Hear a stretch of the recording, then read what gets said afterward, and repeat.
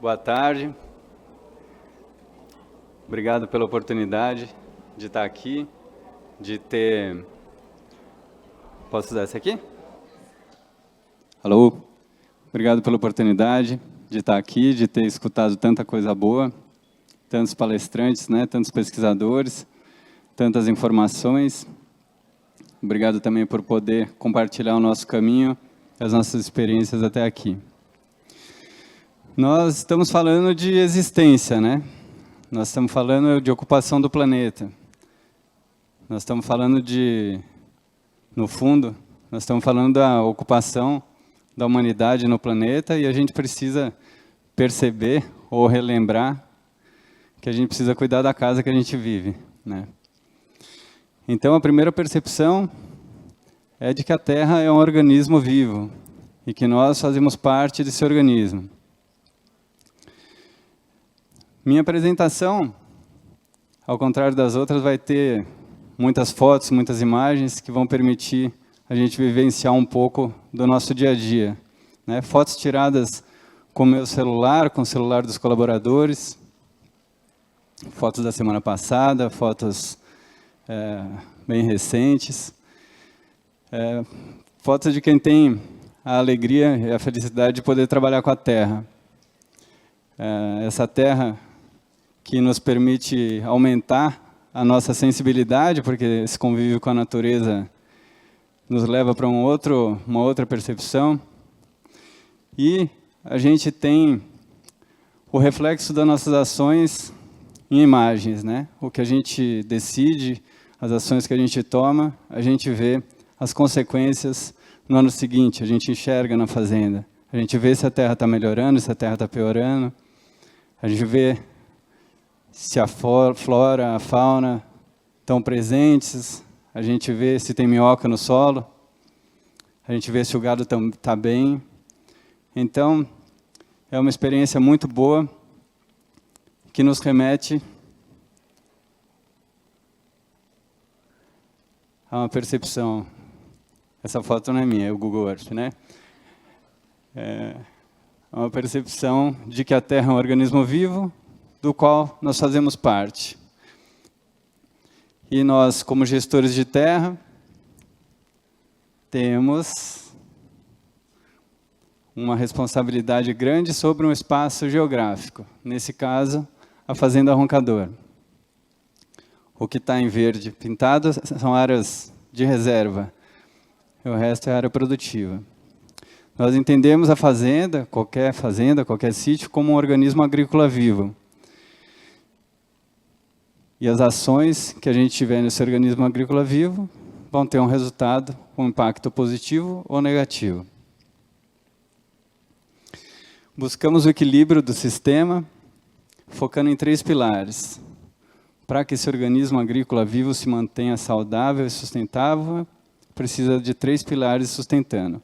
A sustentabilidade econômica, pois sem a sustentabilidade econômica nada se sustenta. Não adianta um projeto ser bonito e não parar em pé, ele acaba terminando. A sustentabilidade social, que é a gente olhar para as pessoas, fazer com que elas estejam motivadas, acreditando no que estão fazendo e tendo essa consciência de tudo que nós estamos falando. Elas é que vão cuidar da sustentabilidade econômica e, se elas tiverem uma consciência elevada, vão cuidar da sustentabilidade ambiental com muita naturalidade. E sustentabilidade ambiental, nós não estamos falando só da floresta, da fauna, nós estamos falando também do sistema produtivo. Essa é a fazenda. Hoje a gente tem um sistema que integra pecuária regenerativa, agricultura regenerativa, as duas de alta tecnologia. E a distribuição das culturas acompanha o ciclo da natureza, né? Esse é o período das águas, a safra de soja, o que está em amarelo é a área plantada com soja, o que está em verde claro é a área de pecuária permanente. Nesse momento, as bolinhas laranjas são o gado, para a gente tentar visualizar um pouco a taxa de lotação, que nessa época é bem alta, né? A gente tem aí em torno de 70 mil cabeças ocupando 20 mil hectares nesse momento. e um pouquinho de milho safra em azul. Para a gente ver, na sequência, o período da seca. E aí a gente começa a entender por que essa pecuária dá certo e é sustentável. No período da seca, onde tem a restrição do alimento, onde o capim para de crescer, um dos principais motivos da degradação do solo é o desajuste, né, entre taxa de crescimento do capim e taxa de lotação do gado. No período da seca, o capim praticamente para de crescer. Então, especialmente pecuária de ciclo completo, quando chega nesse momento, se você não tiver uma estratégia alimentar, né, de confinamento, de sêmen ou diminuição do gado, né, algum tipo de suplementação, feno, você vai degradando a fazenda. E essa era a nossa situação na década por volta dos anos 2000. A fazenda é de 1978 e foi implementado um sistema sistema de pecuária de ciclo completo, cria, recria, engorda de gado Nelore para produção de carne. A ideia era que se reformasse 10% da fazenda por ano. E então se utilizaria essa área até ela acabar e em 10 anos a fazenda estava nova, era essa a filosofia. Mas não era sustentável, não parava em pé. Por volta dos anos 2000, a fazenda estava 80% degradada. E nós entramos com várias ações de forma a reequilibrar o sistema. Então, tiramos os animais improdutivos, fizemos um ajuste na taxa de lotação, entramos com IATF para ter heterose e diminuir a idade de abate, suplementação a pasto, enfim, as ações que nós escutamos tantas vezes aqui que são necessárias. Em paralelo e na sequência, entramos com a agricultura. A agricultura, com essa característica de um ciclo bem rápido, coloca todo o recurso em outubro, tira todo o recurso em fevereiro, tem um aprendizado cruel, né? Ou você faz direito, ou você bota a gestão tudo na ponta do lápis, no computador, né, nas planilhas, hoje nos sistemas integrados, ERPs, enfim, satélite, tudo junto como está hoje, já andamos muito de lá para cá. Mas nós pegamos essa percepção da gestão da agricultura e também, principalmente, da fertilidade do solo que precisa acontecer na agricultura. E levamos com isso também a exigência dos resultados. O conceito plantar, colher, cuidar, que não termina, esse ciclo de cuidado com a terra, que não termina. Isso é o que a gente faz. A gente tem a soja plantada na palha do capim, colhida com a colhedeira. A gente tem o capim no período da seca, colhido com a boca dos animais. Essa é uma novilha prenha no final em setembro. Ela vai sair daí, vai voltar para as áreas de pecuária perene. A área vai ser dessecada e o ciclo vai se reiniciar. Bem visual mesmo, para a gente sentir um pouco do cheiro da terra e ver do que a gente está falando. Essas fotos são na fazenda no Vale do Paraíba, em Pindamonhangaba. Eu mesmo tirei todas, para a gente ver o que é a riqueza do Brasil, essa possibilidade de fazer 3 safras. Então, soja em outubro plantada, a soja em janeiro encerrando o ciclo, já com a colheita chegando. O milho, plantado em fevereiro, milho para silagem, nesse caso, já plantado junto com o capim. E, em plena seca, no momento mais difícil, a gente com esse capim, super nutritivo, e a entrada do gado no meio da seca. A seca, que era o nosso principal problema, deixou de ser. É a época que a gente tem mais fartura de alimento. Você imagina na Roncador, de uma hora para outra, entram 30 mil hectares de soja com pasto disponível para o gado. Mas, no momento que vai chegando a transição, que nós precisamos tirar esses animais das áreas que vão ser cultivadas novamente, a gente tem um desafio, pois o pasto ainda não cresceu. Então, a estratégia alimentar é extremamente importante. A gente faz feno. Ano passado nós fizemos 80 mil rolos de feno. Vocês imaginam que um rolo de feno tem por volta de 200 quilos e dá para alimentar um animal por 28 dias. Dá para tratar da fazenda inteira por um mês. Só que a gente sempre deixa um estoque de passagem e a gente não usa no ano, né? Só para a gente pensar no que isso significa. Quando a gente pensa em bem-estar animal, a gente precisa pensar que a primeira coisa é a comida, né? É estar bem alimentado. Então, a nossa responsabilidade de planejamento e de gestão é essencial.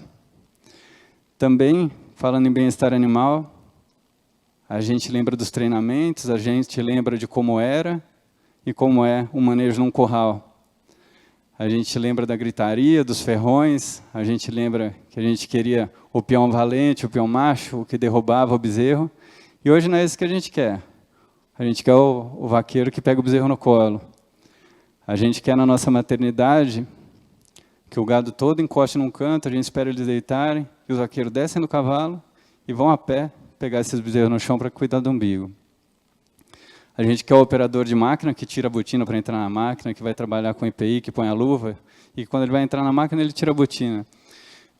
O reflexo desses treinamentos na existência dessas pessoas é muito positivo, né? O sujeito que aprende a cuidar bem do bezerro, ele aprende a cuidar bem do filho, leva isso para casa.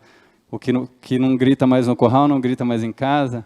O que tira a botina para entrar na máquina, tira para entrar em casa também. Nada anda sozinho, né? O bem gera o bem é bom e o bom faz bem. Nós vamos chegar no final dessa apresentação aqui, eu vou mostrar um gráfico que correlaciona a evolução das nossas pesquisas, dos nossos balanços de gases de efeito estufa com a produção de alimento. Só para lembrar que eu não vou fugir do tema, nós vamos chegar lá, tá? Mas tudo está correlacionado. Os benefícios desse sistema, que a gente vê como um ecossistema. Então, já foi falado muitas vezes, né? Fixação biológica de nitrogênio pela leguminosa, que é a soja. Quando a gente olha para a lavoura hoje, a gente não olha querendo uma lavoura limpa, sem nada, só a soja. A gente quer ver o equilíbrio, a gente quer ver os insetos, a gente quer ver o esterco no meio dela, a gente quer ver as folhas, a gente quer ver a palha, a gente quer ver vida. Essa foto eu tirei semana passada, quarta-feira. Fizemos uma trincheira numa área, uma área que foi soja, e que hoje está com braquiária rosiziense por cima.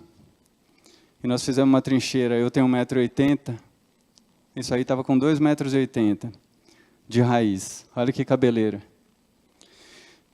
Todo mundo sabe dos benefícios da raiz, eu vou falar também, mas para lembrar o balanço de carbono, as regras do GHG Protocol, mediram 30 centímetros. A gente está falando de não estou pleiteando nada, mas a gente está falando de 2,80 m de raiz mesmo, até lá embaixo.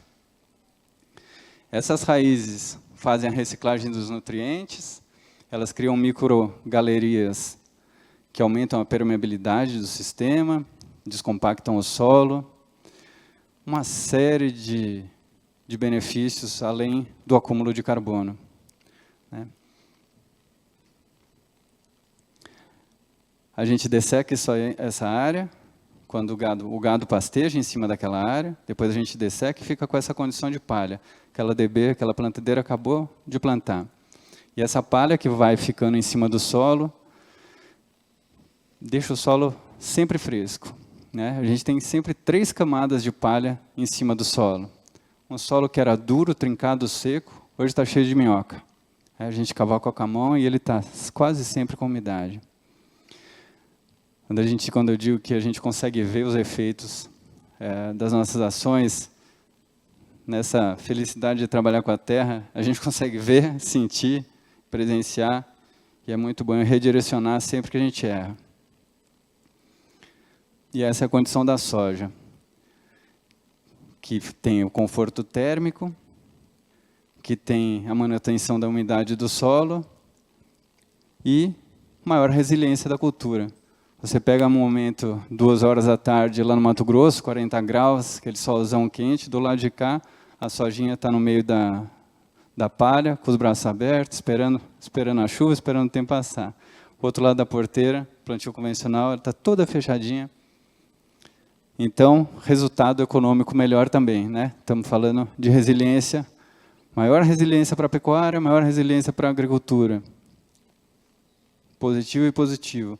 E a passagem do gado nas áreas, que por muito tempo foi visto como negativo pelos agricultores, e hoje já se percebe o quanto ela é agregadora, né? Ela faz o capim dar mais ciclos, reciclando mais nitrogênio, mais nutrientes, né? Tipo cálcio, potássio que lixiviam, ela traz de volta para o sistema na forma de palha, estimulando o capim a ir mais fundo. Ele coloca microvida no sistema através da urina e das fezes, né? Estamos falando já de micro-organismos. Bota energia nesse sistema inteiro. E aí, a gente entra nos condicionadores de solo, e nesse momento a gente precisa falar um pouquinho dos benefícios do que a gente faz na agricultura. Então a gente busca sempre equilíbrio entre defensivos químicos, defensivos biológicos, equilíbrio entre adubação formulada e adubação mineral, pó de rocha.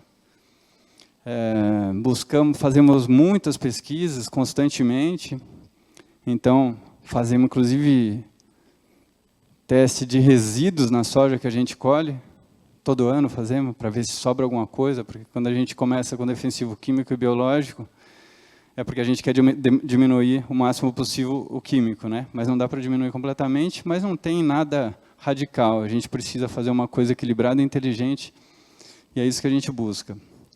Nada em detrimento do resultado, mas nunca o resultado a qualquer custo. Então a gente usa condicionadores de solo, porque a gente precisa dessas colônias de micro-organismos trabalhando no solo para disponibilizarem os nutrientes que tem no pó de rocha para a planta.